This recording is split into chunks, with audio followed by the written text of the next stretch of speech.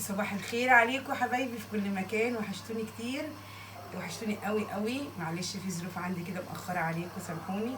النهارده هنعمل حاجة حلوة قوي قوي، الفاصوليا البيضاء. من عشاق الناس كتيرة قوي بتعشق الفاصوليا البيضاء، وانا اولهم. طبعا عشان نعمل الفاصوليا البيضاء او اي بقوليات زي كده ناشفه بنحب نبلها قبلها بيوم عشان تطلع معانا مستويه وجميله وطريه، ما تحجرش معانا وتنشف.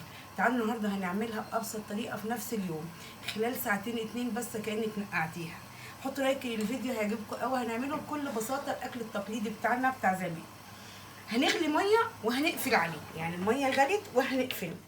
ومعايا الفاصوليا من حايشه منها اي حاجه مش كويسه، وهنزل بالميه المغليه وهسيبها لمده ساعتين.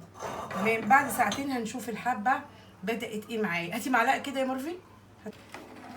شايفين الحبه زي ما هي بدات تكشكش. انا نزلتها في الميه المغليه وقفلت، وهنسيبها لمده ساعتين اتنين ونبدا نشوف شكلها بقى ايه معانا. بعد ساعتين يا حبايبي شايفين منظرها وتضاعف حجمها، ربع كيلو. شايفينه بقى قد ايه. هنولع بقى عليها تستوي، نسلقها الاول. نحط ميه هنا للحمه تستوي. حطيت حته زبده وعليها شويه زيت ويتقدحوا كويس جدا. هنزل بقى بالبصل. عايزين الاكل يبقى ناعم كده وشكله حلو في الاكل، البصل ننعمه قوي. تمام، نحط البصله ناعمه. دول بصلتين متوسطين، وانا معايا الفاصوليا ربع كيلو من الفاصوليا. الفاصوليا خلاص بقت جميله. هنشوح البصل بقى، مش هنخليها محمر قوي علشان الدمعه تبقى لونها حلو. شايفين حبايبي البصل قد ايه لونه ايه، يعني مش غامق قوي علشان يدينا لون مميز قوي في الطبيخ. هنزل بقى بالطماطم المضروبه في الخلاط ناعمه قوي قوي. شايفين منظر الفاصوليا ده جامد. بسمك يا رب. هنسيبها كده من غير ما نغطيها شويه، وبعد كده ننزل فيها الفاصوليا. هنزل اللحمه في الدمعه تكمل سواها، بتبقى طعمها لذيذ قوي. شايفين الدمعه يعني حلوه مركزه جميله.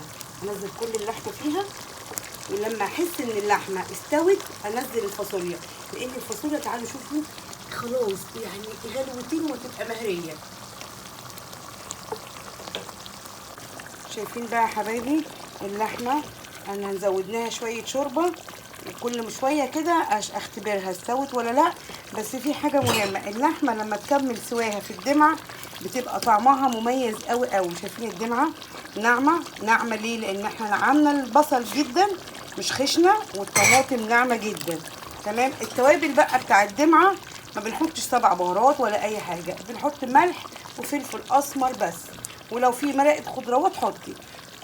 خدوا بالكم لما تاكلوا الدمعه بالملح والفلفل الاسمر هتلاقوا طعمه مميز قوي. مش عايزين الزياده في الطعم الزياده، لا، هي عايزه الحاجه الخفيفه بس.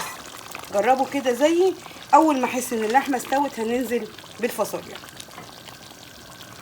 شايفين بقى العسل كده، زودت شويه شوربه كمان خلينا الدمعه زي الفل. هننزل بقى بالفاصوليا، هتستوي مش هتكمل حاجه.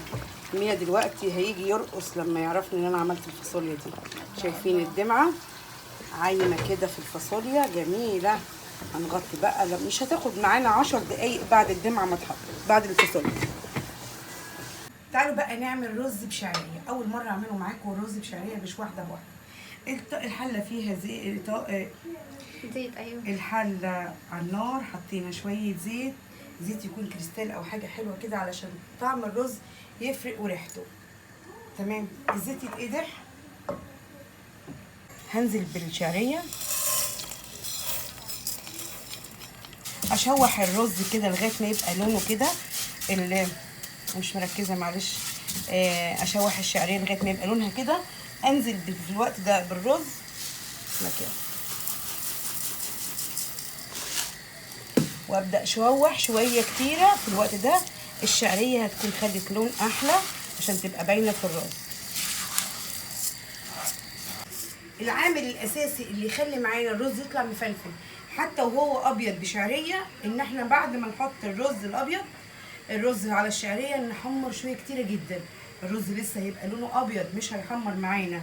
الشعريه هتاخد لون اقوى في الحمار، بس اهم حاجه تحددي الشعريه تبقى نصها نص تحميره، بحيث ان تكمل تحميرتها في الرز.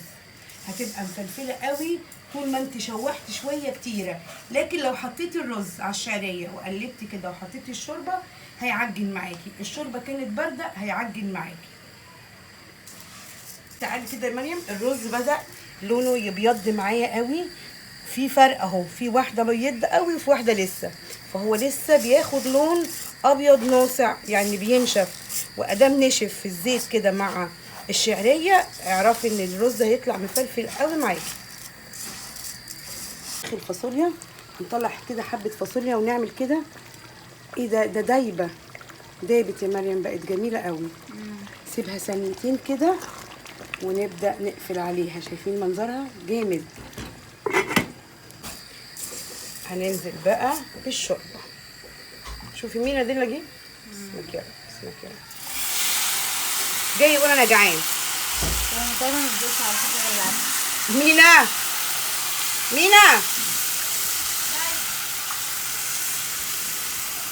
الله مينا تعالى شوف عملت لك مفاجأة. فين؟ لا انا جعان، سيبك من الفرخه دلوقتي. فرخة ايه؟ مش فاهمه، هو تقريبا ما اعرفش احنا طبخنا ايه. احنا ما طبخناش فرخة، امال ايه؟ احنا عاملين اللحمة واللي انت بتحبه. فاصوليا الله، بيضة. أخيراً. وتعالى نشوفها مع بعض. اول بقى هتبقى النار عالية، اول ما يشرب الرز تشرب الشوربة دي ونلاقي فتحات كده هنوطي عليها. لسه دلوقتي الساعه 7. تعالوا بقى نغرف ونشوف الحلويات دي. جايب معلقتي وجاي. كده انت جاهز بالمعلقة. واخدها مش من معاك. بدري. المفاجأة بقى ان الاكل ده مش معمول ليه؟ ايه ما لبابا. إيه؟ لبابا. ماشي، معايا بابا واحد يعني. استني طب اهدى بس هغرف لك طبعا ونطلع. دوق ده طبقك، دوق منه وتعالى نغرف الرز كده ده نشوف. طبق انا. طبقك انت. تاخد تاني؟ ماشي. ماشي هنعديها لك يعني. هنعديها. تعالي بقى نغرف الرز. هات طبق بيضاوي كبير يا مرضي. الله الرز جميل. بص الفلفله. تعالي هنا وري كده. بص الفلفله. الله. ايه رايك؟ تعالى بقى اطلع بره عشان نغرف ونطلع بره. طعمها حلو بجد؟ تسلميلي. تعالى بره بس كده. يلا خد الطبيخ ده معاك. ماشي. يعني خد ده طبق خارج معاك. بطبقه بس. هيحطهم في بعض دلوقتي وقول ده طبقي وانا نسيت. كل واحد يدخل يجيب طبقه وانا جبت طبقي من جوه. لا ده طبقين يا ماما. دوق بس قول برايك يعني بصراحه كده. انت اكلتني انا اصلا قبل ما انت تدوق. مش عارفه ان انا النهارده رايح الجيش، فاي اكل هدوقه ماشي يا حبيبي دوق انت، انا بغرف لبابا. اصلا. هو كان مقتنع ان هو فاكر انك بتغرفي له هو اصلا بقى. بس كده بجد. اهي هات معلقه لبابا. دوق يا عم الحاج. فيها طعم الشوربه باين قوي فيها. الطعم ايه؟ شوربه ايه؟ اللحمه طعمها حلو قوي. طب الفاصوليا مستويه في ساعتين 2 يعني في نفس الوقت عملنا الفاصوليا. يعني الصبح كنا عايزين نعمل فاصوليا.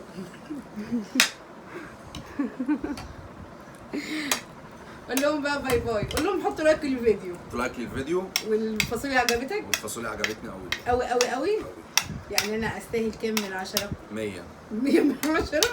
ما تبالغش قوي قوي قوي لا كده. طعمها مظبوط والله. حطوا لايك للفيديو، يا رب تكونوا كلكم بخير في كل مكان. انتظروا ان شاء الله في وصفات كتيره حلوه. باي باي. باي باي. بعيش.